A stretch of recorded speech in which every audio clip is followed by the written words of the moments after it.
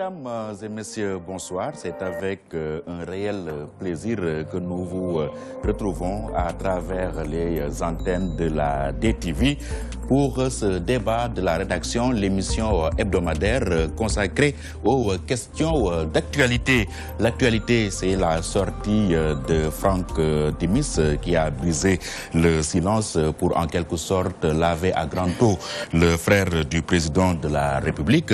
L'actualité, c'est aussi le calendrier électoral avec des voix qui s'élèvent de plus en plus pour demander soit le report des législatives, soit le couplage des élections locales, législatives et présidentielles en 2019.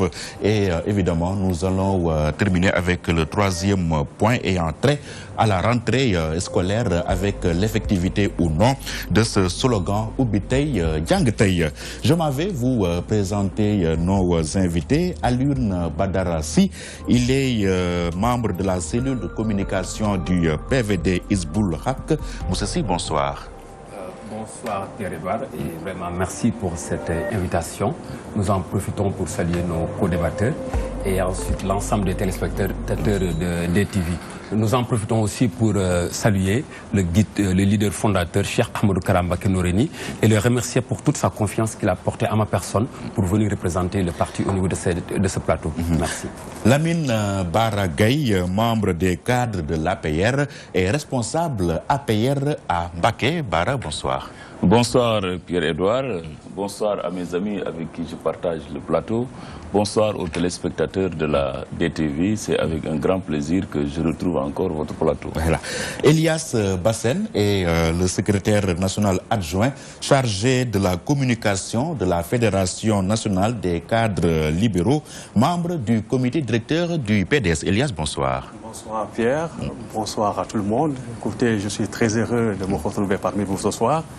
Je salue mes collaborateurs et je salue également vos nombreux téléspectateurs et téléspectateurs qui sont un peu éparpillés à travers le pays. Voilà. Je vous remercie. Et le docteur Hassan Gueye, membre du comité directeur de Bokk Gis Gis, chargé de communication de la Fédération de France. Docteur, bonsoir. Bonsoir Pierre, bonsoir à mes co-débatteurs, mes amis avec qui je partage le plateau aujourd'hui, ce soir. Je salue aussi tous les téléspectateurs et téléspectatrices de la DTV qui nous suivent ce soir dans ce débat, le débat de la rédaction. Voilà, merci à tous les quatre. Nous allons maintenant entrer dans le vif du sujet. Alioune Badara Sy, avec la sortie de Franck Timis de Petro-Tim dans la presse de ce vendredi, lui qui dit qu'on fait en réalité un procès d'intention à Alioune Sall, le frère du président, parce que c'est un simple employé de Petro-Tim. Il n'est ni de près ni de loin mêlé dans les transactions. Vous, en tant qu'acteur politique, comment avez-vous apprécié cette sortie de Timis? Merci Pierre. Nous disons que la question devait être très simple, parce que déjà, ce que les acteurs politiques ont demandé, n'ont même pas exigé, c'était tout simplement, si vous voulez, des questions de clarification. En somme, une communication basique sur des questions qui concernent, si vous voulez, le management des affaires publiques. Donc il ne s'agissait pas, si vous voulez, de faire intervenir plusieurs acteurs sur une question où un seul acteur aurait pu répondre par des questions très simples. Venons-en au début. Qu'est-ce que ça traduit? Qu'il y a panique au sommet de l'État, par exemple? J'en viens. C'est-à-dire que lorsque le problème s'est posé, nous avons vu monter au créneau le Premier ministre. Là où un chef de division, un directeur national ou un ministre chargé de la question aurait pu venir de façon très simple, avec des preuves, donner la bonne information. Parce que là, ce qu'on demande, c'est pas communiquer. Parce que communiquer veut dire échanger entre deux. Mais tout simplement, ils ont la bonne information, qu'ils viennent nous dire de façon très pratique, très simple, avec des preuves à l'appui, ce qu'il en est. Mais non, c'est le Premier ministre qui devait avoir en charge d'autres tâches beaucoup plus compliquées, qui vient au front pour s'expliquer. Mais ce qu'on a constaté, c'est lorsque, par exemple, ce Premier ministre est venu, avec tout le respect qu'on lui donne, qu'on lui doit, le débat s'est toujours amplifié, comme pour dire qu'on n'est pas satisfait. Et au terme, si vous voulez, de sa communication, ce qu'on a retenu, c'est qu'on a senti des menaces derrière. Comme qui dirait quelque part, il y a panique derrière. Maintenant, si Timis vient en rajouter, si vous voulez, à la cacophonie, nous disons qu'il faudrait que le président de la République, le président Macky Sall, de façon solennelle, qu'il ne vienne pas communiquer avec les Sénégalais, non. Qu'il vienne nous informer, mais qu'il prenne le temps, avec les experts de la question, qui s'informe de façon très simple, très pratique. Parce que la question du pétrole, dans tous les pays où elle est passée, a laissé des flammes. Oui, on parle de la malédiction du pétrole. Du pétrole. Parce que tout simplement, c'est des ressources qui doivent être à la disposition de tout le monde. Mais il y a quelques acteurs qui veulent en faire des biens personnels. Et c'est pas bon. Nous sommes dans la chose publique, la République. Donc il faudrait que, substantiellement, qu'ils nous gèrent les choses, mais qu'ils fassent de la redistribution pour tout le monde. Ça ne leur appartient pas, ni à eux, ni à quelqu'un d'autre, mais ça appartient à tout le monde. Et pour ça, il y a une notion très chère au PVD, qui est la transparence. Voyez un peu. Mais nous demandons la transparence, la droiture et la vérité, qui sont des principes directeurs au niveau du PVD, mais qui doivent être appliqués, si vous voulez, au niveau du champ public. Oui, Elias Bassène. Alors, Franck Timis a-t-il réussi son opération de charme, à votre avis? Merci Pierre. Alors, je crois que le mot est lâché, opération de charme. Mais à quelle fin? Écoutez, moi j'ai été sidéré, à la limite choqué, de voir à quelle la manière avec laquelle le pouvoir actuel gère les affaires de ce pays. L'affaire Petro-Tim, dans laquelle Franck Timis est impliqué, est une affaire qui, en réalité, date de très longtemps. Rappelez-vous qu'il y a cela 2 ans, à l'occasion d'un grand meeting populaire que le PDS a organisé au niveau de la place de l'Obélisque, notre frère secrétaire général, à l'occurrence Maître Abdoulaye Wade, a été le premier à soulever cette question, en des termes très clairs. Il a dit que le frère du président, Aliou Sall, est impliqué dans un scandale financier sans précédent parce qu'il a fait même basse sur nos ressources pétrolières. À l'époque, nombreux sont les Sénégalais qui ne se sont pas interrogés un peu sur le degré d'implication de la famille présidentielle dans la gestion, dans l'exploitation de nos ressources naturelles, plus particulièrement nos ressources pétrolières. Alors, il a fallu donc attendre 2 ans plus tard pour que des gens que l'on considère aujourd'hui comme étant des lanceurs d'alerte montent au créneau pour revenir sur le sujet, sur la question, pour que des Sénégalais découvrent avec stupéfaction l'ampleur justement des dégâts que l'implication de la famille présidentielle, la gestion du pétrole a causé au niveau de ce peuple. Vous savez, cette sortie de Franck Timis est l'expression de cette volonté longtemps affichée par le pouvoir d'étouffer dans l'œuf ce scandale. Mais malheureusement, ils n'y parviendront pas. Ils sont nombreux, hein, les tenants du pouvoir, les responsables de haut rang, qui se sont déjà, en tout cas, signalés dans ce sujet, en essayant justement d'apporter un peu des clarifications, essayer d'édifier l'opinion par rapport à la question. Mais le scandale reste entier. Et cette sortie au vitriol de Franck Timis ne fait que rajouter un peu ce voile épais qui entoure justement ce scandale. Qu'est-ce qu'il a dit concrètement dans sa sortie? Il est venu proférer des menaces contre l'opposition. Je ne sais pas si vous avez lu l'intégralité de son... De la part de 21 leaders.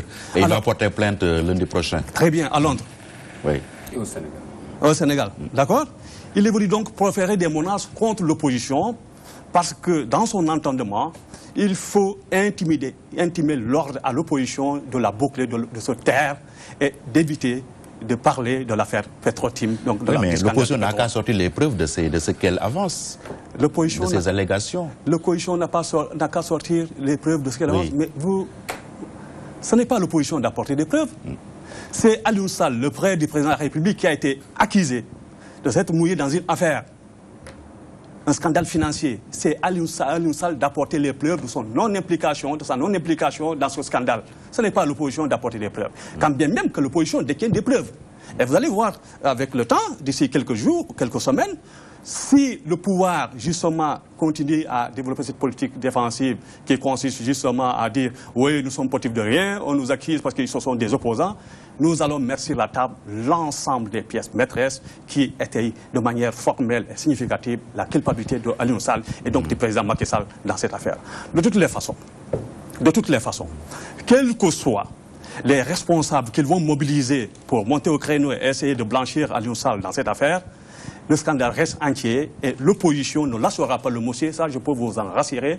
Nous allons continuer à exiger à ce que le pouvoir nous rende compte sur la manière dont nos ressources naturelles sont gérées, particulièrement nos ressources pétrolières et gazières. En tout cas, nous sommes plus que jamais, en tout cas nous, au niveau de l'opposition, déterminés à faire en sorte que ce régime de Macky Sall, qui visiblement est un régime de slogans, comprenne qu'au-delà des slogans, il y a ce qu'on appelle la réalité des faits. Et la réalité des faits, c'est que le Sénégal possède du pétrole, le Sénégal possède du gaz qui appartient à l'ensemble des citoyens sénégalais. Et nous, en tout cas, nous n'accepterons pas au niveau de l'opposition qu'une catégorie de Sénégalais, qu'un clan, qu'une famille, qu'une dynastie s'accapare de l'ensemble de nos ressources pour en faire comment dirais l'usage qui lui convient. Voilà. Je ne sais pas si j'ai répondu à votre question. Oui, bien sûr. Mais nous allons progresser. Après, je vais revenir à vous avant de donner la parole à Lamine Bara Gaye, parce que visiblement ce soir, il aura le beau rôle. Alors, docteur Assane Gaye, de la France où vous vivez, comment appréhendez-vous cette question, cette polémique autour de la découverte du pétrole et du gaz et de leur exploitation? Bon, je trouve que la question du pétrole, la manière dont nous l'appréhendons de l'autre côté de l'Atlantique, donc je trouve que pour nous c'est une aubaine, hein, que le Sénégal qu'on ait découvert du pétrole au Sénégal et du gaz. C'est une bonne chose. Hein.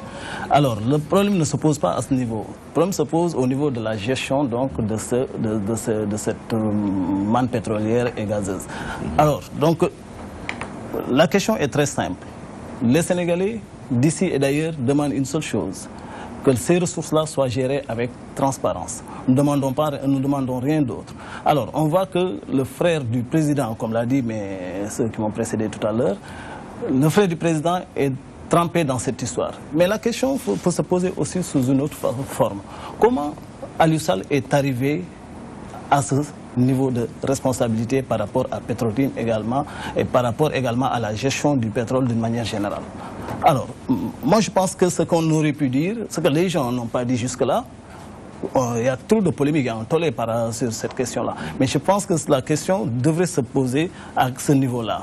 Moi, je pense qu'il y a quelqu'un qui est derrière Aliou Sall, et c'est le président de la République, Macky Sall, qui connaît mieux que quiconque la situation pétrolifère au niveau du Sénégal. Alors, donc, il faut donc que, je pense que la sortie de Franck Timis aujourd'hui dans la presse pour laver à grande eau Aliou Sall n'a servi à rien du tout, si ce n'est peut-être de la tremper davantage. Il l'a enfoncé davantage? Il l'a enfoncé davantage, oui. Il l'a enfoncé davantage parce que les explications qu'il a données par rapport à l'implication d'Aliou Sall dans ce dossier, ne convainc personne, aucun Sénégalais, n'est-ce pas? Le Premier ministre était sorti, il avait même, à la limite même, proféré des menaces. Tout le monde a intervenu sur cette question, mais jusque-là, la question reste intacte. On n'a pas reçu, jusque-là, effectivement, les bonnes réponses par rapport aux questions que les Sénégalais, en général, se posent. La stratégie de Franck Timis est pour moi une stratégie d'attaquer pour mieux se défendre. Voilà, parce que l'opposition a parlé de plaintes contre lui.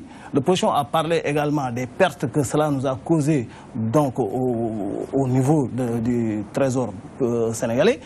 Et du coup, donc, il sort de sa réserve. Et pourquoi il a attendu ce moment-là pour sortir de sa réserve pour parler? Et même aller jusqu'à menacer et de porter plainte à son tour également au niveau de Londres, au niveau du Sénégal également. Et moi, ce qui me choque dans ça... C'est pour laver son honneur. Est-ce que c'est pour laver son honneur? On peut le lui concéder, non? Est-ce que c'est pour laver son honneur? Moi, je pense que c'est plutôt pour faire taire cette polémique autour du pétrole pour que ces affaires puissent marcher comme il le souhaite. Mais il s'est trompé de pays, il s'est trompé également de peuple. Le peuple sénégalais n'est pas n'importe quel peuple, n'est-ce pas? Ce n'est pas en cherchant à les intimider que nous arrivons à les faire taire. C'est pas ça. Et quand il parle de plainte à Londres, moi ce que j'ai vu dans la presse ce matin, sa stratégie n'a pas été une bonne stratégie. Quand il dit que les gens de l'opposition auront même un problème donc, à rallier Londres pour pouvoir se défendre et payer des avocats à hauteur de centaines de millions. millions, etc., n'ont pas ces moyens de le faire. Donc ça veut dire quoi? Ça veut dire que lui, il n'a pas suffisamment d'arguments, n'est-ce pas, pour nous convaincre de son implication dans nos ressources pétrolières et gazeuses. Voilà. Bargay, aujourd'hui, est-ce qu'il ne faudrait pas éclairer la lanterne des Sénégalais au lieu de jouer à se faire peur? Oui. Mais Pierre, il n'a jamais été question pour le gouvernement sur cette question-là de faire langue de bois ou bien de faire peur à qui que ce soit. Sur cette affaire Petro-Tim, venons-en en fait. Quand la question a été agitée, et contrairement à ce que dit M. Sy, le gouvernement, par ses organismes compétents, s'est prononcé et a répondu à toutes les questions. Premier à parler sur cette question, le directeur général de Petrosen a fait une communication, a sorti des communiqués pour décrire tout le processus qui a été posé jusque-là. À sa suite, M. le ministre en charge de l'industrie et des mines, Ali Ngouille Ndiaye, a eu à faire une communication sur la question. A suivi M. le ministre de l'énergie, Thierno Alassane Sall, a eu à communiquer sur la question. Pourquoi la sortie du PM? Quand M. Abdoul Mbaye, qui n'est pas n'importe qui quand même dans ce pays, qui grâce à la confiance de son Excellence M. Macky Sall, a été nommé premier gouvernement à l'arrivée de M. Macky Sall au pouvoir. Premier ministre du premier gouvernement. Premier ministre. Donc, quand un ancien premier ministre maintenant prend la responsabilité sur lui d'interpeller le gouvernement par une lettre publique, à ce moment que M. le chef du gouvernement, Mohamed Boun Abdallah Dionne, a fait sa conférence de presse. Et mieux, a pris même la responsabilité de publier l'ensemble des accords qui ont été signés, des contrats. Ça, c'est en ligne. Dans le site du gouvernement, c'est à la portée de tout le monde maintenant aujourd'hui. Donc, au moins sur cette question-là, on ne peut pas dire que le gouvernement n'a pas sacrifié à l'obligation d'informer le peuple sénégalais. Ça a été fait en respectant tout le processus. La personne la plus concernée, M. Aliou Sall, je ne suis pas là pour le défendre, parce qu'il s'est déjà prononcé personnellement sur cette question. Il a eu à dire que tous ceux-là qui détiennent par devers eux des documents qui le mouillent, mais ils n'ont qu'à le publier. Il a même juré sur l'honneur. Ah, mais ça, c'est très clair. Mon ami de l'opposition dit que nous avons encore des documents. Mais publiez ces documents. Ou bien dites-nous au moins combien vous voulez, on paye. Moi, je suis prêt à hypothéquer mon maigre salaire pour vous demander de publier ces documents. Bref, soyons sérieux sur cette question-là. Moi, je pense quand même que la sortie de M. Franck Timis aujourd'hui, ça revient encore confirmer l'image que M. Karim Wade a toujours montrée dans ce pays. L'image d'un garçon arrogant qui ne respecte pas les institutions de ce pays. Oui, c'est parce qu'il avait compris que Timis n'était pas digne de confiance. Bon, Timis a eu à dire, M. Karim Wade m'a posé 5 fois des lapins. Oui. Moi, ma société a perdu, même en payant même des pénalités. Comment pouvez-vous, un ministre en charge de la coopération internationale, à qui on donne instruction de recevoir un bailleur, qu'il convoque à son bureau, alors qu'il était hors du territoire national? Ce que Franck Timis a dit, c'est très clair. Karim Wade, parce que vous êtes un fils à papa, qu'on vous confie 7 départements ministériels. Il a eu à dire, Maître Wade a un grand cœur, aime le pays. Contrairement à Karim Wade. Il a eu à dire, Franck Timis, dans la presse d'aujourd'hui, et tout le monde dispose à lui, je pense, bien le journal, il a eu à dire que Karim Wade m'a fait payer des pénalités. Son père l'a convoqué dans son bureau pour l'intimer même de signer le contrat.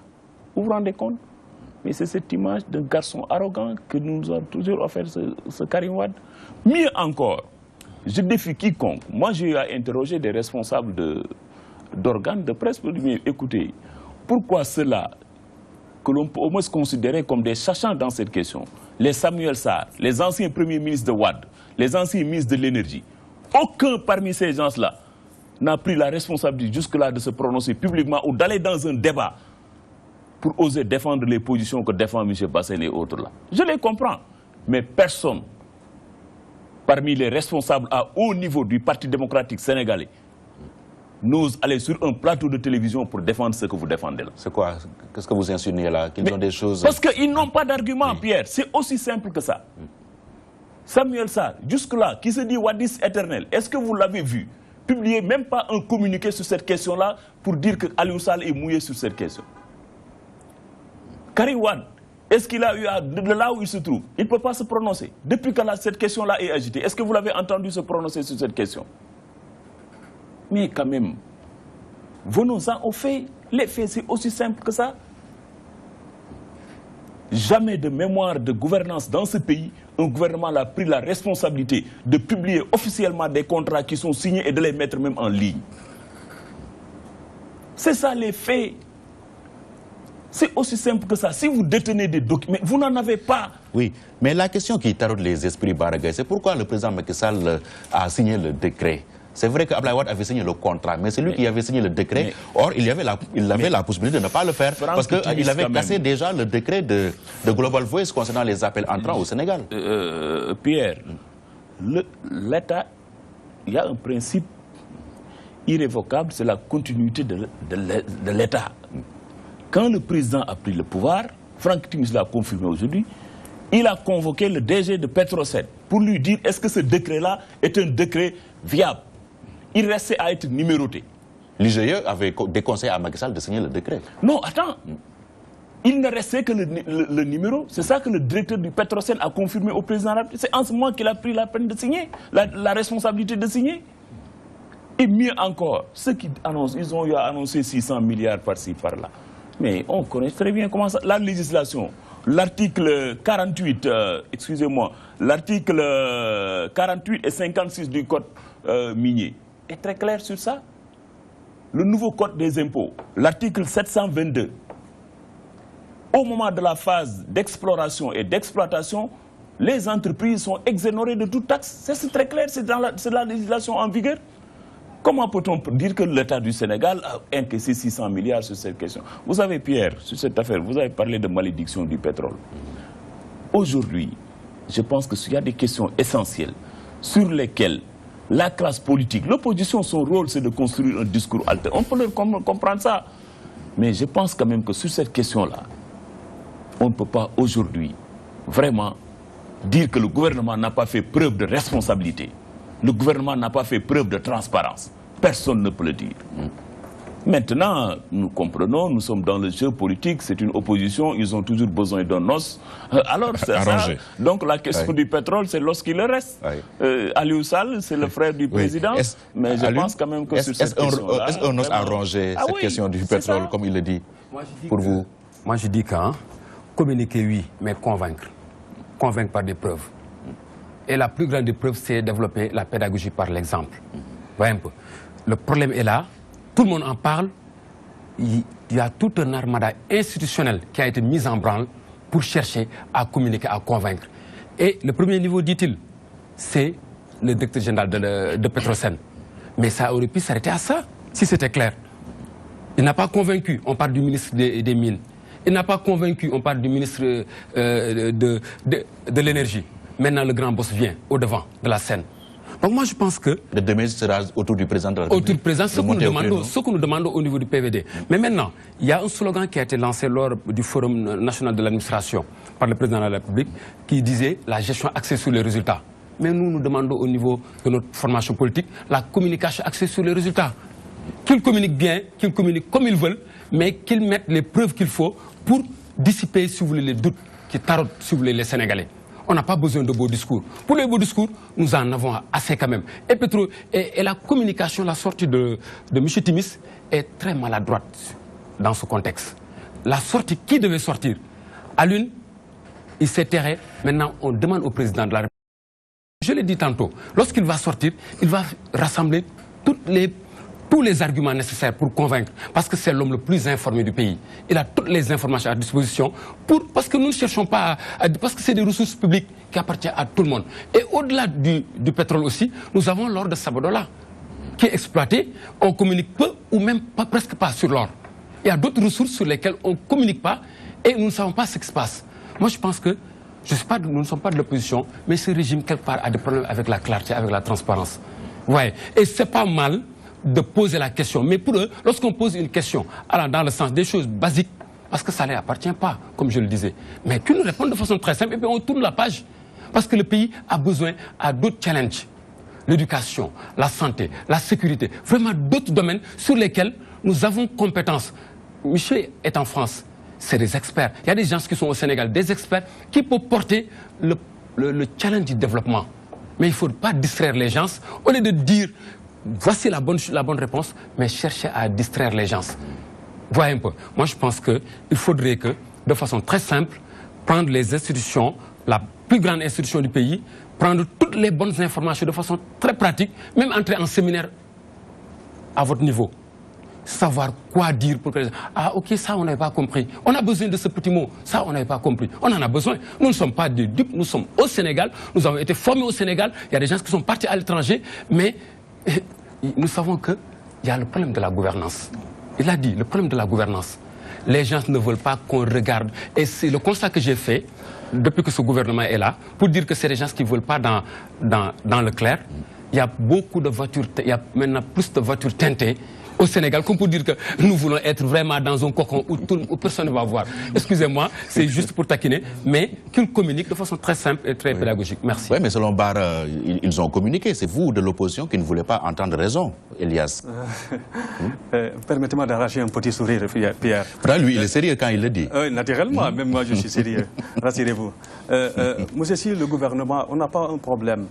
Le gouvernement n'a pas de problème avec la transparence. Le gouvernement est allergique à toute forme de transparence. Je crois que c'est l'expression qui s'y est. Moussa Gaye, vous avez-vous développé des galimatias, des fadaises, ça ne fera que vous décrédibiliser davantage aux yeux de l'opinion. Tout à l'heure, vous avez cité toute une crielle d'autorités qui se sont prononcées sur l'affaire.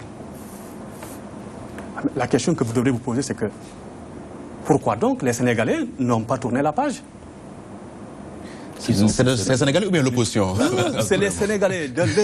Est-ce que l'opposition est représentative de l'ensemble des Sénégalais, Elias? L'opposition reflète le peuple sénégalais dans son ensemble. Vous avez parlé, vous avez cité tout à l'heure le directeur de Petrosen, le ministre de l'Énergie, comment dirais-je, le Premier ministre, et maintenant Franck Timis. Mais malgré ces sorties répétées et répétitives, le problème demeure entier. Donc il faut poser le problème autrement. Ça vous dit que ces sorties n'avaient qu'une seule finalité, c'était de désinformer, de manipuler l'opinion pour masquer l'état du gouvernement dans le cadre de la gestion de ses ressources. Alors, ne venez pas sur ce plateau nous faire croire que, comment dirais-je, vous êtes des mages venus d'Israël pour venir nous annoncer la mauvaise nouvelle. Vous êtes venus nous annoncer une très mauvaise nouvelle. Et cette mauvaise nouvelle, c'est que nous avons face à nous faisons face à un régime qui, visiblement, a acquis le pouvoir dans la supercherie et compte gouverner dans la tricherie. C'est ça votre problème aujourd'hui. Tout à l'heure, on vous a interpellé par rapport au décret de Macky Sall. Vous dites que nous sommes dans la continuité de l'État. Mais si tant est que nous étions dans une logique de continuité de l'État, pourquoi le président Macky Sall a signé un autre décret en juin 2012? Pourquoi il a signé un décret pour confier le pétrole de ce pays à son frère? Répondez à cette question, elle est tellement simple. Il a signé un décret pour donner le pétrole à lui. Ah oui, naturellement. Naturellement. Ah oui, vous n'êtes pas informé? Alors quand vous retournerez chez vous, interpellez le président de la République et vous dites qu'effectivement il a signé un décret pour confier le pétrole de ce pays à son frère. C'est ça la triste réalité. Alors, nous ne faisons vous ne faites pas dans le faux simplisme là. Est-ce qu'en réalité c'est ainsi qu'il a libellé le décret? En tout cas, que vous avez la société qui gère le pétrole au Sénégal, Timis Corporation, d'accord, son frère Alioune Sall a créé une société au Sénégal qui s'appelle, comment s'appelle, Petrotim Sénégal. Sénégal, oui. Ok. En quelle qualité il l'a fait? Franck Timis dit que c'est juste un employé de Petro-Tim. Non, mais Franck Timis, malheureusement... Là, il a disculpé. Non, oui, il a disculpé parce que c'est sa mission, c'est sa vocation. On lui a envoyé au Sénégal pour venir disculper le frère du président de la République. Mais tous ceux qui sont dotés de bon sens savent très bien que ce que Franck Timis a raconté aujourd'hui dans la presse ne reflète pas la vérité. Aliou Sall, s'il était un simple courtier, mais pourquoi? Allez-y dans le registre. Je vous envoie au registre des commerces et vous allez trouver là-bas, comment dire, le nom d'Aliou Sall comme étant gérant d'une société, je dis bien gérant d'une société qui s'appelle Petro-Tim Sénégal. Alors que Franck Timis débarque aujourd'hui à Dakar pour nous faire croire que Aliou Sall était un simple courtier, franchement, ça ne reflète pas la réalité des faits. La vérité, c'est que le frère du président de la République, en l'occurrence Aliou Sall, a créé une société, Écran, ok? Cette société, justement, a eu des parts. Et ensuite, elle a rétrogradé ses parts à une autre société. Et ensuite, elle a disparu dans la nature. C'est ça la réalité. Donc, qu'on ne vienne pas aujourd'hui nous faire croire que Aliou Sall n'a rien à voir dans cette affaire, que c'est un simple courtier, comme l'a dit Franck Timis. Et qu'en réalité, ceux qui sont à l'origine de la venue de Franck Timis ici au Sénégal, ce sont les anciens dignitaires du PDS. Les choses ne se sont pas déroulées ainsi. Tout à l'heure, je vous ai entendu parler avec beaucoup de passion de l'arrogance de Karim Wade, dites-vous. Monsieur Gaye, essayons de restituer la chose dans son contexte. Moi, j'aime bien convoquer l'histoire parce que l'histoire est une donnée fondamentale à prendre en considération dans tout argumentaire, si tant est et que nous cherchons la vérité. Qu'est-ce qui s'est passé? C'est Pierre Atepa Goudiaby qui a présenté Franck Timis à Aliou Sall en Chine. Parce que Pierre Atepa Goudiaby avait un bureau de représentation à Pékin. Alors, à l'occasion d'un cocktail, Franck Timis, auquel Franck Timis a pris part, il présente ce Franck Timis à Aliou Sall, qui était à l'époque le chargé du bureau des affaires économiques au niveau de l'ambassade du Sénégal, Pékin. Très bien. Alors, il présente Franck Timis à Aliou Sall, et Franck Timis, à son tour, présente son ami chinois, Eddie Wong, à Aliou Sall. Cet ami chinois, ce Eddie Wong, est un businessman chinois qui évolue dans le domaine du pétrole. Alors, ce Eddie Wong lui fait part de ses intentions de venir un peu faire du business dans le domaine du pétrole au Sénégal. Et c'est par, ce canal qu'on lui a mis en rapport avec l'ancien directeur de Petrosen Sénégal, en l'occurrence Ibrahima Mbodj. Il prend langue par le chemin du téléphone avec Ibrahima Mbodj. Et ensuite, on l'invite au Sénégal pour venir voir dans quel cas, effectivement, il pourrait négocier des contrats de pétrole. Jusqu'ici, vous n'avez pas encore entendu le nom de Samuel Sarr, vous n'avez pas encore entendu le nom de Karim Wade. Alors, à partir de quel moment Karim Wade est entré en jeu dans cette affaire, si tant est qu'on peut parler de son implication dans cette affaire? C'est-à-dire qu'après avoir Eddie Wong, après avoir exprimé son désir de venir faire des affaires au Sénégal, a eu à écrire au ministre de la Coopération internationale de l'époque, en l'occurrence Karim Wade, pour lui faire part effectivement de ses intentions de se rendre, de déployer ici au Sénégal pour venir faire des affaires. Et c'est Karim lui-même qui a instruit le directeur de Petrosen de l'époque pour lui demander d'étudier le dossier de, Eddie Wong. Ce Sénégalais valeureux que vous décrivez comme étant un homme arrogant est un homme non seulement courtois, républicain, mais patriote pour vous, pour l'ensemble du peuple sénégalais. Et il n'a pas demandé à recevoir Franck Timis. Il lui a mis en rapport avec le directeur de Petrosen. Et c'est tout à fait normal. Alors que ce monsieur vienne ici nous dire que oui, Karim a refusé de recevoir, je ne sais pas comment, Franck Timis. Karim n'a pas à recevoir Franck Timis.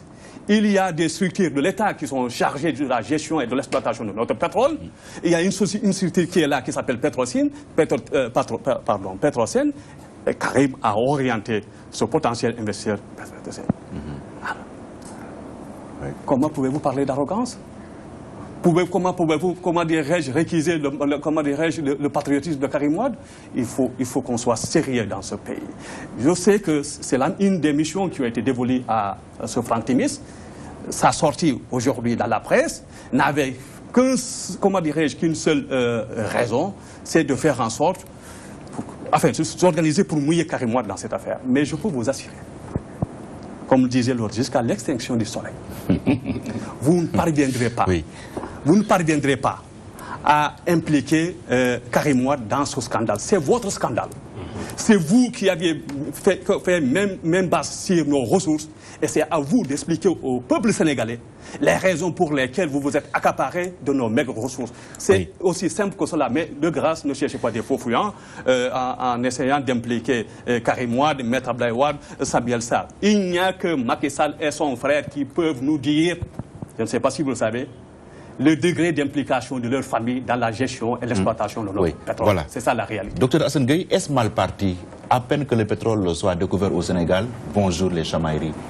Bon, on dit que le pétrole en général, partout où on l'a découvert dans le monde, a toujours été une malédiction. Hein. Donc, mais comment faire pour notre pays, pour que notre pays échappe de cette malédiction justement? Oui, le débat est très bien posé. Hein. Moi, je pense que c'est un très très bon débat. Ah oui? Oui, c'est un très très bon débat. Il faut creuser l'abcès, il faut discuter, il faut parler, il faut communiquer sur la question. C'est tout ce que les Sénégalais demandent au régime qui est en place. La communication, une bonne communication, nous expliquer comment nos ressources sont gérées avec les acteurs qui sont impliqués dedans, comment ils sont arrivés à ce niveau de responsabilité. Ça, c'est la première question. Deuxième question, moi je pense que tout à l'heure, mon ami Bassène l'a dit, donc Aliou Sall a connu Franck Timis en 2012, hein. C'était en 2010, hein. C'était en Chine. En 2010, en Chine, Aliou Sall était à l'ambassade du Sénégal en Chine. Alors, donc, lui qui a connu Franck Timis, et depuis, c'est parti pour donc une relation qui va continuer jusqu'à maintenant.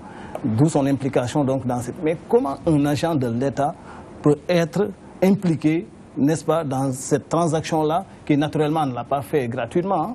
Donc c'est moyennant quelque chose, hein, moyennant des commissions. Ça fait double emploi. Double emploi, c'est quoi? C'est un conflit d'intérêts en quelque sorte. Moi je pense que l'affaire du pétrole n'a pas encore livré tous ses secrets. Je vous le dis, le débat ne fait que commencer. Et ce n'est pas par des menaces venant de Franck Timis, ou venant du Premier ministre, ou venant de tout le gouvernement, que les Sénégalais vont se taire. Ils vont continuer à creuser l'abcès, à chercher encore et encore et encore jusqu'à trouver la véritable réponse. Voilà, moi je pense qu'à ce niveau de responsabilité, les gens demandent à ce que le président Macky Sall, en l'occurrence, sorte de sa réserve pour expliquer. Moi, il ne le fera pas. À mon humble avis, je pense qu'il ne le fera pas. Parce que lui-même, jusqu'au bout de cette affaire, moi, je pense qu'il n'est pas indemne, si vous voulez. Donc, il est en quelque sorte lié à cette histoire-là. D'où donc l'implication de son frère. Son frère, il est là, pour moi, c'est une sorte de... C'est un pion qui est là. Hein? Donc, il a été mis là où il est par son grand frère, Macky Sall, qui connaît mieux que quiconque cette affaire-là.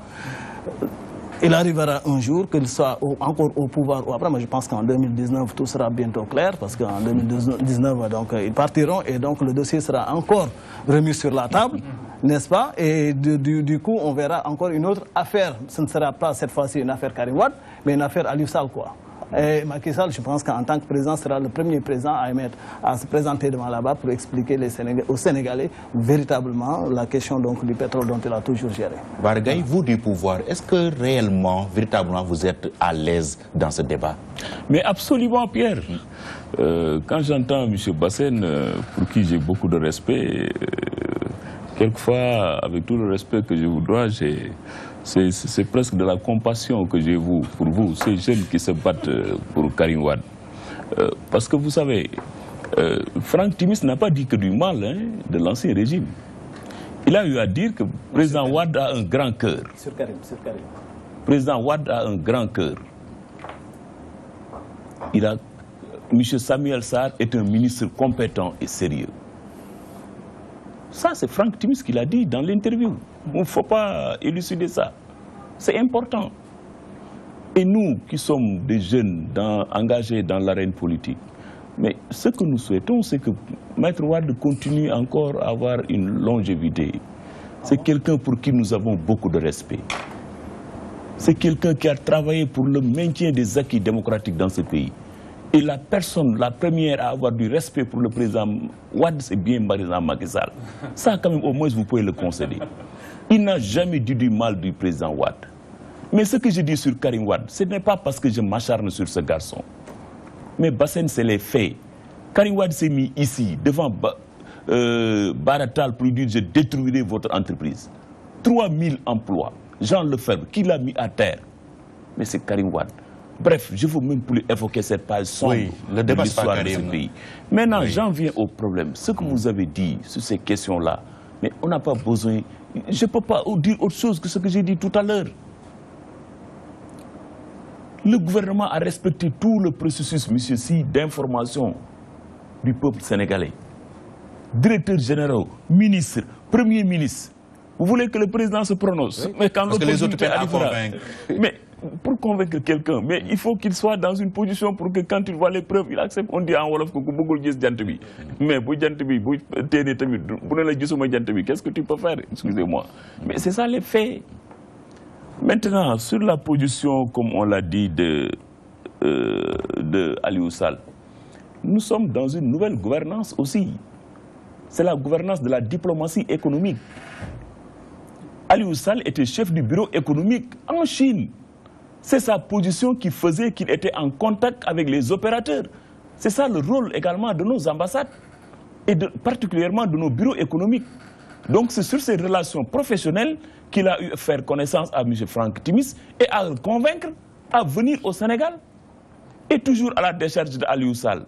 Rappelez-vous en 2008, quand Macky Sall a connu la disgrâce et qu'il a créé son parti et qu'il a fait face au PDS. Mais l'appareil PDS a voulu instrumentaliser notre diplomatie pour limoger Aliou Sall à sa position de chef du bureau économique. Qu'est-ce qui s'est opposé à ça? L'ambassadeur, le général qui était là-bas. Ça, quand même, ce n'est pas quelque chose que j'invente. Tous les Sénégalais savent cette histoire-là. Il a dit, écoutez, ce garçon-là, à ce que je sache, est un collaborateur loyal qui fait bien son travail. Je ne vois pas de raison pour laquelle on doit le limoger. Et sur cette position, on a laissé Aliou Sall à sa position, jusqu'à ce que Macky Sall arrive au pouvoir. Donc quand même, à sa décharge, moi je ne vois pas vraiment sur cette question. Il a eu même Atepa, Franck Timis l'a confirmé, Atepa l'avait dit, là c'est même pas celui qui a présenté Aliou Sall à Franck Timis. Oui, c'est ça les faits. Maintenant, sur la question de la transparence, comme vous dites toujours, vous n'êtes pas sans savoir que notre pays, c'est sous la gouvernance de Macky Sall, que notre pays a matérialisé notre engagement et notre entrée dans l'ITIE. Que le président Macky Sall, l'initiative pour la transparence dans les industries extractives, que le président Macky Sall a confié à un éminent professeur d'université, Ismaël Madior Fall. l'ITIE qui va publier son rapport le 16 octobre. Et à ce que je sache, Ismaël Madior Fall n'a pas la carte de la paire. Ça, quand même, au moins, en termes de transparence, en octobre prochain, notre pays va aller à l'international pour faire sa première communication à l'ITIE. Ça, quand même, vous ne pouvez pas dire que ce n'est pas... Vous ne pouvez pas reconnaître, ne pas reconnaître que c'est un acquis positif.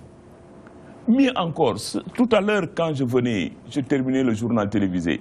Et ça, également, c'est un reproche que je fais souvent à nos amis de l'opposition. Parce qu'ils ne regardent pas les chaînes publiques, ils ne s'informent pas sur la communication gouvernementale. Moi, je ne le dis pas pour le compte. Moi, je vous donne mon cas. Moi, quand j'étais dans l'opposition, assez modestement, souvent, il m'arrivait à mes amis, je dis, écoutez, est-ce que vous avez regardé la RTS sur tel... Non, non. Mais non, il faut s'informer sur l'action du gouvernement. Vous ne savez pas ce que fait le gouvernement. Je ne parle pas de mon ami, lui, qui vient de France, il dit qu'on va quitter le pouvoir. Si vous êtes encore en France, quand est-ce que nous allons quitter le pouvoir? Mais bon, c'est ça. Tout à l'heure, je disais dans le journal de 20h, mais c'est le représentant résident du FMI qui faisait un témoignage sur nos performances économiques. Et à ce que je cherche, le représentant résident du FMI, c'est une voix autorisée qui dit que notre pays, effectivement, dans la sous-région, a fait les meilleures performances en termes de croissance économique. Maintenant, la question du pétrole, comme on dit, la malédiction du pétrole, ce n'est pas une question simple. Hein? Ça, je suis d'accord avec vous. Le fait que le Sénégal découvre du pétrole, du gaz, de cette dimension-là, Mais c'est inédit. Ce n'est pas une chose facile. Aujourd'hui, il y a des forces étrangères, mais le pétrole, c'est une concurrence internationale. Les firmes, les forces étrangères, vous pensez que ces pays-là, producteurs de pétrole-là, certains certainement, ou bien les multinationales qui ont des intérêts, ils vont faciliter les choses à notre pays? Ah non! Qu'est-ce que me dit qu'aujourd'hui que M. Bassène n'émarge pas quelque part aujourd'hui pour continuer à enflammer cette question? Vous pensez qu'il y a quelqu'un qui tire les ficelles de l'opposition, taper dans l'ombre quelque part en Europe? Il ne faut rien exclure. C'est pourquoi je vous dis que le gouvernement prend dans sa pleine mesure cette question du pétrole et du gaz. Ce n'est pas pour rien que l'autre jour, tout simplement le recteur disait que même actuellement dans la formation de nos élites universitaires, il faut qu'on intègre les nouveaux métiers du pétrole. Parce que le Sénégal va entrer dans une nouvelle phase. Pierre, c'est ça que nous devons mesurer en tant que responsables, particulièrement de la classe politique. Il y a des questions sur lesquelles il faut avoir autant se battre pour qu'il y ait la transparence. Je suis d'accord avec vous sur cette question-là. Nous, les cadres de l'APR, nous étions les premiers à aller à l'information. Les jeunes ont organisé un forum auquel a pris part M. le Premier ministre. On nous a donné des documents. Mais c'est ça, il faut aller vers l'information. Mais maintenant, quand vous aurez la bonne information, si vous êtes un citoyen, je dis bien un citoyen, épris de patriotisme, nous devons faire de sorte qu'aujourd'hui le Sénégal puisse, d'ici 2021, l'étape actuellement qui est dégagée à l'horizon, que le Sénégal puisse entrer de plein pied dans l'exploitation de ses ressources pétrolières et gazières pour véritablement, mais pour que ça puisse être bénéfique aux couches de ce pays-là. Voilà. Si demain nous avons des industries du pétrole, du gaz qui sont là, nous formerons demain des ingénieurs, des spécialistes dans toutes les questions du pétrole. Mais c'est ça l'enjeu, le vrai débat. Comment organiser notre pays? Comment organiser nos industries, nos PME, nos PMI? Comment organiser nos formations universitaires, notre secteur privé, pour les préparer pour que demain nous ne soyons pas surpris? Parce que quand demain... Mais quand même, moi je crois que c'est un débat même irrespectueux pour quelqu'un, pour notre classe politique. Moi c'est ça ma position. Aliou Sall, il a eu les fonctions qu'il occupe, mais c'est des fonctions électives. À ce que je cherche, Aliou Sall n'est pas nommé. Il ne bénéficie d'aucun décret ni arrêté ministériel. Mais on peut lui mettre le pied à l'étrier. La seule position politique qu'il occupe, c'est la position de maire de Guédiawaye. Et ça, il s'est battu. Et même, vous avez entendu à un moment donné, le président, on a dit même le président n'était pas d'accord. Et c'est normal. Est-ce que ce n'est pas parce qu'on est frère du président de la République qu'on ne doit pas occuper une fonction officielle? Quand même, l'histoire de ce pays-là a montré des frères de présidents de la République qui ont occupé des fonctions dans ce pays, de Senghor à Abdou Diouf. Au nom de quoi, M. Aliou Sall ne doit pas, s'il a les compétences requises, occuper une fonction gouvernementale ou ministérielle? Moi, ce n'est pas mon avis. Ce n'est pas ça. Il faut arrêter ce débat-là. À ce que je sache, c'est les populations de Guédiawaye, c'est les responsables politiques qui se sont battus, qui ont élu une liste. Ces conseillers municipaux se sont retrouvés pour l'élire maire de Guédiawaye. Mais le pétrole, là, il n'y a rien à dire sur le pétrole, M. Bassène. Ce que j'ai dit, je l'ai dit, je le confirme. Le gouvernement s'est acquitté de tout le processus de communication. La seule sphère qui vous reste, c'est la sphère présidentielle. Mais le président vous donnera l'honneur de faire un point de presse. On va lui supplier. Voilà, pour créer la lanterne que le président fasse un communiqué. Oui, Aliou Badara Sy, je vois faire la moue, mais il faut qu'on progresse un peu. Il faut qu'on aborde le deuxième point de notre débat qui concerne le calendrier électoral avec des voix qui s'élèvent soit tantôt pour demander le report des élections, tantôt pour demander un couplage. Alors, je vais vous demander votre avis, Aliou Badara Cissé. Au niveau de votre parti, le PVD, vous êtes pour ou contre le respect du calendrier républicain? Au niveau du PVD, ce qu'il faut dire, nous sommes pour l'option, si vous voulez, de la concertation sur toutes les questions. Parce que c'est un pays qui doit être géré par ses fils.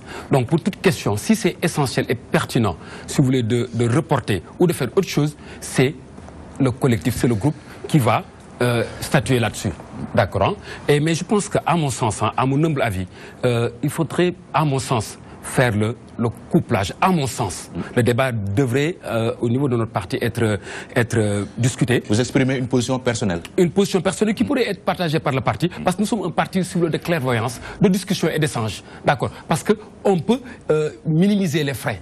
Parce que coupler veut dire, il y a les élections législatives, etc. Il y a toutes ces élections, et c'est des moments qu'on perd. Parce qu'il y a beaucoup de choses. Parce que pour chaque 2 ou 3 ans, on a un prétexte pour faire une élection. D'accord, hein? Donc c'est du temps qu'on perd. 1 an à préparer, le moment, et juste après pour contester, etc. Vous voyez un peu. Donc tout ce temps qu'on perd, on peut faire de façon très simple, coupler. Mais, pour quelle date? Mais non, non. 2017 ou 2019? Non, je dis, tout ceci peut être défini dans le cadre d'une concertation. Oui, sauf que là, la classe politique n'est d'accord sur rien du tout. Oui, elle n'est d'accord que sur son désaccord, pratiquement. Non. Mais c'est justement parce que la classe politique, peut-être, n'est pas assez impliquée dans le processus décisionnel des affaires publiques. Si, par exemple, les partis sont conviés à une réflexion commune et que cette réflexion puisse avoir des résultats très pratiques, mais là, en ce moment, on peut leur concéder ça. Mais des fois, il y a des faux fiants qui sont faits. D'accord, hein? C'est ce que nous évitons, si vous voulez, dans le cadre de ce débat. Mais si toutefois la question est mise sur la table et que chacun réfléchisse et donne son avis, moi je dis que coupler, ce serait mieux pour minimiser les charges. Oui, Elias, la Fédération des cadres donc libérales que vous représentez ici a un peu donc alerté cette semaine sur un éventuel report des élections législatives de l'année prochaine. Sur quoi vous fondez-vous? Très bien. Alors, nous, comme vous le dites, nous avions déjà anticipé sur les manœuvres en cours au sommet de l'État. Il y a cela 2 jours, effectivement, nous avions pondu un communiqué dans lequel nous avons attiré l'attention des Sénégalais sur l'existence d'un plan ourdi au sommet du pouvoir pour éventuellement reporter les élections législatives.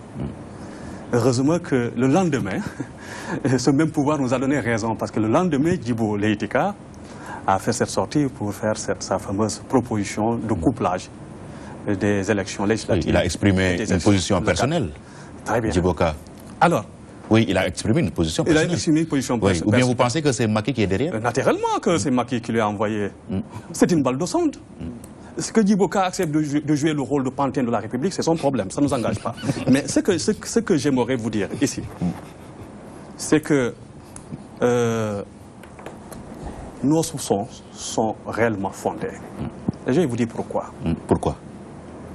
Vous savez, il y a de cela 2 ans, plus précisément en 2014, les chefs d'État de la CEDEAO avaient pris l'option, la décision, d'instituer une carte biométrique commune à l'espace CEDEAO. À l'époque, c'était le président Macky Sall qui était le président en exercice de la CEDEAO. D'accord? Ces 15 chefs d'État, quand ils se sont retrouvés, après avoir pris la décision, effectivement, d'instituer cette carte commune, ils ont décliné le format de la carte, la couleur, bref, toutes les spécificités qui sont inhérentes à cette carte-là. Donc, le président Macky Sall savait très bien que le Sénégal, qui est un État membre de la CEDEAO, comment dirais-je, va basculer un jour ou l'autre dans cette carte biométrique. Il a pourtant attendu la fin de 2016, de l'année 2016, pour engager ce processus d'élaboration des cartes de production des cartes d'identité numérisées. J'ai dit qu'il a attendu la fin de l'année 2016. La précision est de taille, elle est bonne parce que nous sommes à moins d'1 an de la tenue des élections législatives. Ils ont confié le projet à une société malaisienne, Iris. À l'occurrence Iris, qui sera chargée de produire 10 millions de cartes d'électeurs en l'espace de 6 mois. En l'espace de 6 mois, Pierre, pour un coût global de 50 milliards de nos francs CFA. Et pour un petit rappel, pour vous rafraîchir un peu la mémoire, cette société Iris, à laquelle on a confié le marché de la production des cartes d'identité biométrique, c'est cette même société qui avait gagné le marché de la production des passeports numérisés au Sénégal et qui malheureusement a été épinglée par la Cour des comptes en 2011 pour avoir surfacturé, pour avoir surévalué le coût de la production des passeports numérisés. À l'époque, cette société avait laissé entendre, sous votre gouvernance, oui, naturellement, que pour ce qui concerne le coût global de la production des passeports numérisés, 5 milliards. Le coût global, c'était 5 milliards. Quelques mois plus tard, la Cour des comptes a, audité sa gestion. Elle a dit que normalement, le coût global de la production de ces passeports numérisés ne devrait pas dépasser 2 milliards. Donc c'est une société qui a été épinglée par la Cour des comptes du Sénégal. Moi, je suis donc surpris de voir l'État du Sénégal confier à cette même société un marché d'une valeur de 50 milliards de nos francs par entente directe. Sans appel d'offres, mais ils l'ont expliqué. Alors, il y avait l'étroitesse du temps, le temps qui nous sépare des législatives est très court. C'est un argument fallacieux. Le directeur de la DAF l'a expliqué. C'est un argument fallacieux. Pourquoi le dites-vous? Le ministre de l'Intérieur a validé ce marché le 16 juin dernier. La raison qu'ils ont évoquée, c'est qu'ils disent qu'il y a la proximité des élections. Mais encore une fois, je viens de vous rappeler que depuis 2014, la CEDEAO a pris la décision de fabriquer des cartes d'identité biométrique. Pourquoi ils ont attendu ce moment-ci pour enclencher le processus et brandir l'argument des contraintes de temps pour confier ce marché à une société mafieuse, une société délictuelle? Mais ça n'a pas de sens, Pierre-Edouard. Je pense que, comme l'a dit tout à l'heure, tantôt mon ami Anoum Badra, ce problème, franchement, ce régime a un problème avec la gouvernance. Il a un problème avec la gouvernance. Alors, pour revenir un peu avec le cas, la proposition de Djiboka de coupler les élections, moi, j'aurais prêté une oreille attentive à Djiboka s'il avait suggéré que les élections législatives soient couplées l'année prochaine avec l'élection présidentielle. Si réellement Djiboka est de bonne foi, s'il est soucieux justement de simplifier le processus électoral au Sénégal, il aurait tout simplement demandé au tenant à on anticipe la présidentielle. On anticipe la présidentielle, on la coupe avec la présidentielle l'année prochaine, 2017. Mais qu'est-ce qu'on nous dit? Non, je souhaiterais que les élections législatives soient couplées avec les élections locales en 2019. C'est ça le régime de Macky Sall. Lui-même, il l'avait déjà fait, Macky Sall.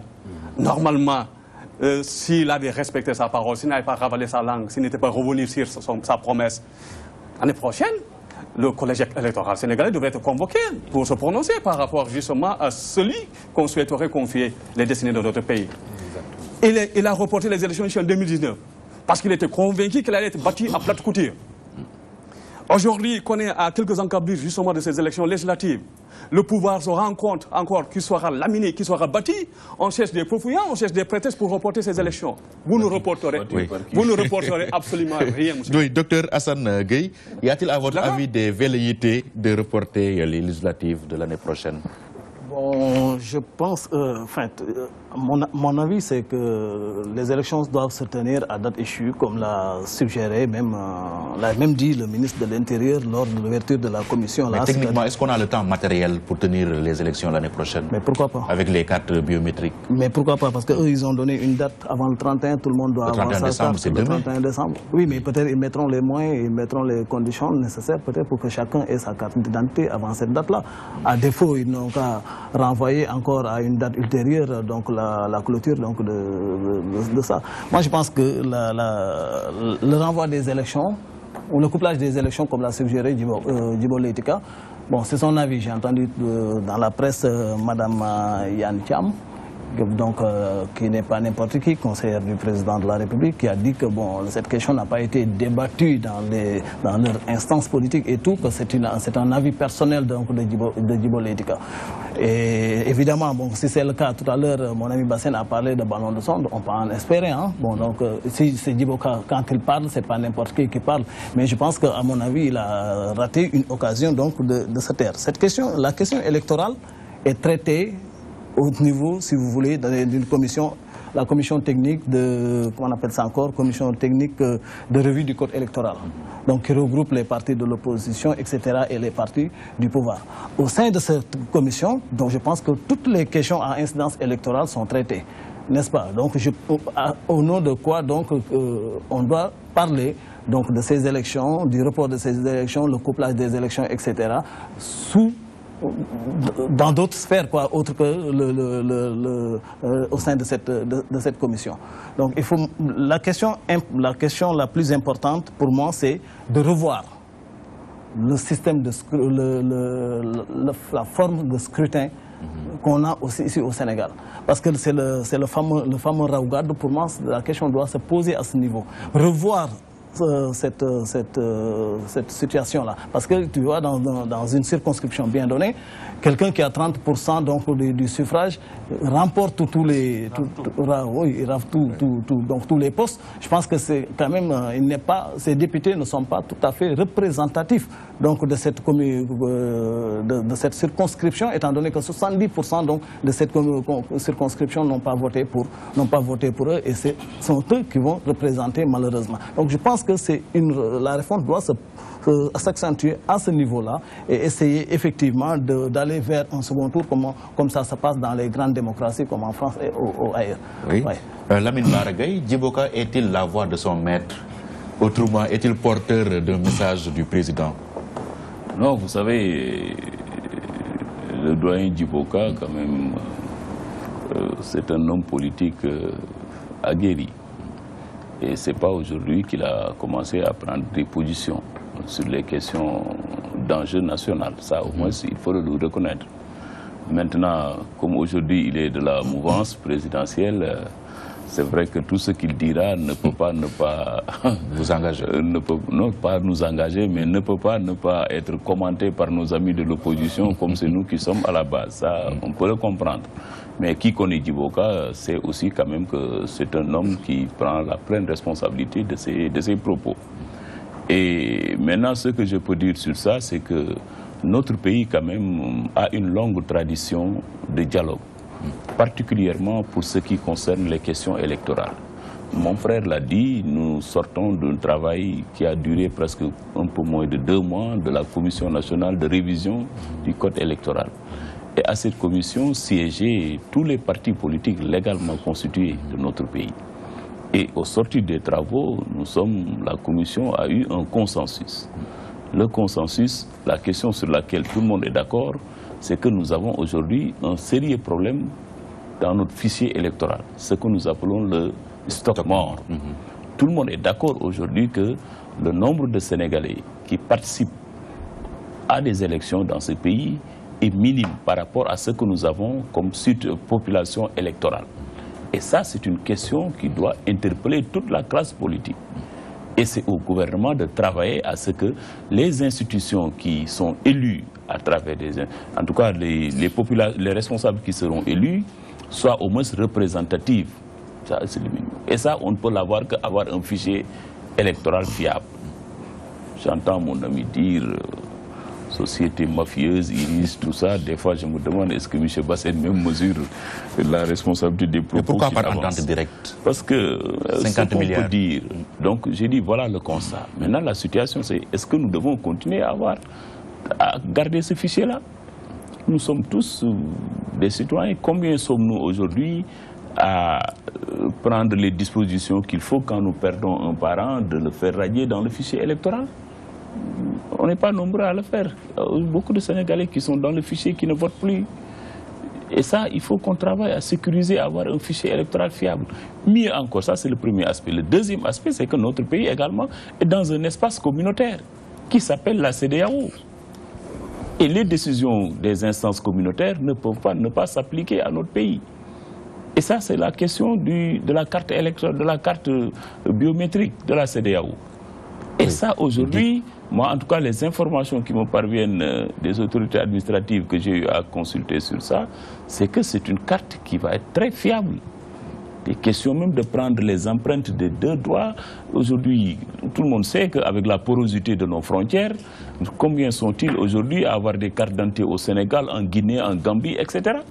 Mais ça, dans l'espace CEDEAO, dès que ce processus sera enclenché, on mettra fin à ça.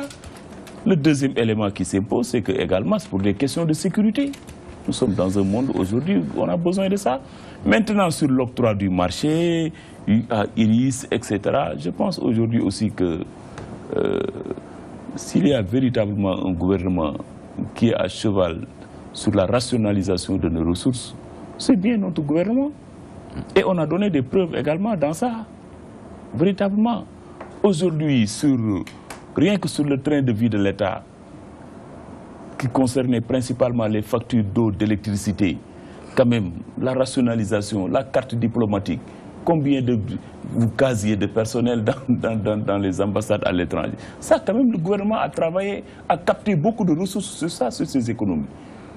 Et je pense aussi également, nous avons une administration au niveau du ministère de l'Intérieur, d'éminents fonctionnaires, pour qui nous devons avoir du respect. Au niveau du ministère des Finances, nous avons également des fonctionnaires qui ne sont pas tous quand même sous le joug de la paix ou quoi que ce soit. C'est des gens qui travaillent pour l'intérêt de la République. Quand un marché, comme on le dit, sur entente directe doit être donné, mais quand même, nos éminents fonctionnaires du ministère des Finances, du ministère de l'Intérieur, on peut aujourd'hui quand même estimer combien une entreprise doit mettre, combien doit coûter aux Sénégalais la carte. Et ça, quand même, c'est des estimations que les techniciens peuvent faire. Si on nous dit aujourd'hui c'est 50 milliards, c'est vrai, quand on annonce une enveloppe comme ça, c'est vrai, l'opposition ne peut pas ne pas avoir un os. Mais je ne pense pas quand même que... C'est pas cher payé, là. À croquer, mais on ne peut pas dire... 50 milliards, c'est pas cher payé, là. Non, Pierre, vous savez, rien que le fait d'acquérir et d'instituer dans l'espace CEDEAO des cartes d'identité fiables, ça vaut le coup. Je suis sûr et certain que sur les questions d'intérêt national, le président Macky Sall est intraitable. J'en reviens à Franck Timis. Il l'a dit. Hein? Macky Sall est intraitable sur les intérêts du Sénégal. Et ça, quand même, c'est un honneur pour nous que quelqu'un puisse le dire. C'est vrai que ça peut poser problème, mais je suis sûr et certain que le gouvernement, les fonctionnaires de ce pays ne prendront pas la responsabilité d'octroyer un marché de là à enrichir une entreprise à l'étranger. Ça n'a pas de sens. Ça n'a pas de sens. Nous pouvons avoir des positions politiques, mais nous devons avoir du respect également à ces fonctionnaires-là qui gèrent nos régies financières. Les douanes. Le Sénégal est un pays qui vit essentiellement de taxes. Et dans ce pays, quand même, de l'indépendance à maintenant, nous n'avons jamais connu un problème de cessation des salaires. Les fonctionnaires sont payés à temps. Oui. L'État règle aujourd'hui la dette intérieure auprès des entreprises, des PME, vous avez vu à la veille de la Tabaski, on a donné des instructions, c'est des milliards. Aujourd'hui, précisément, vous allez au Trésor. Les entreprises sont payées à date. Ce n'est plus ces questions-là où les gens faisaient les couloirs là, il faut connaître quelqu'un au Trésor pour ça. C'est terminé. Nous sommes dans une phase de transparence. L'État s'acquitte correctement de ses obligations. Ce que je dis là, ça peut être interrogé demain les gens du secteur privé. Ils vont vous le confirmer.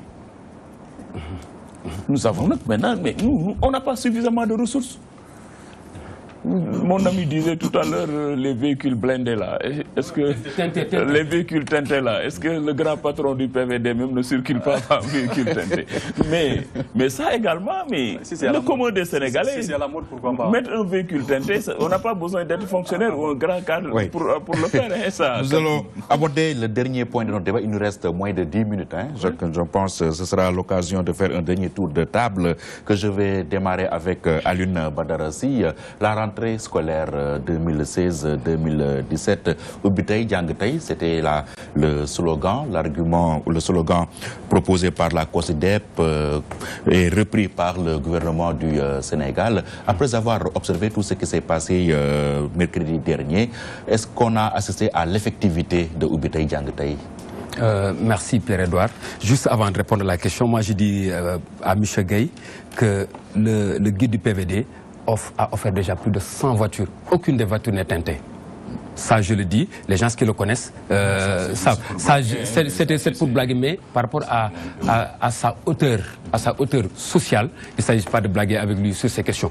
Donc, pour revenir à la question, Ubitei Djangtei, moi je dis que il y a autre chose qui devait être plus au devant. C'est quoi? C'est mettre la qualité de l'enseignement au niveau de la plateforme éducative. Mais pour après former des médiocres. Le résultat, c'est quoi? Au niveau de l'espace, aussi bien au niveau primaire, élémentaire, jusqu'à l'université, la qualité, le niveau des enseignements a baissé de façon drastique. D'accord. Donc ça, c'est une question sur laquelle il faudrait vraiment s'arrêter. Moi, je dis que nos États ne s'arrêtent pas sur des questions stratégiques comme l'éducation, la santé, les énergies, le monde rural, etc. C'est des leviers puissants pour impulser le développement. Mais on a l'impression que dans nos pays, ça ne se passe pas comme ça devait être.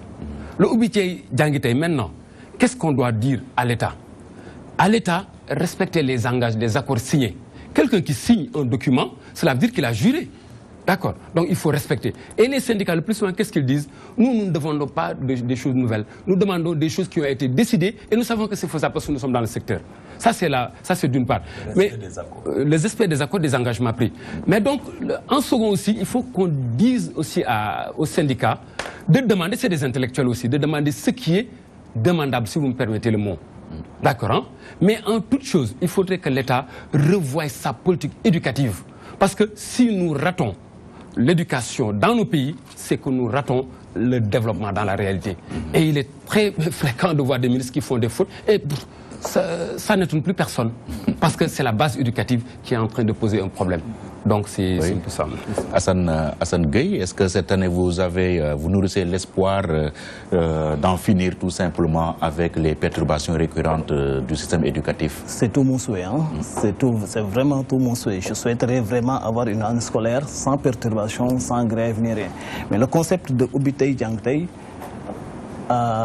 est déjà un concept irréaliste parce qu'il y a 3 jours, on a observé la rentrée des classes, n'est-ce pas? Il n'y a pas toutes les écoles qui ont ouvert le porte, n'est-ce pas? Parce que simplement, il y a beaucoup d'écoles actuellement qui patrouillent dans les eaux. Encore, ça existe, même, on n'a même pas besoin de sortir de Dakar pour les voir.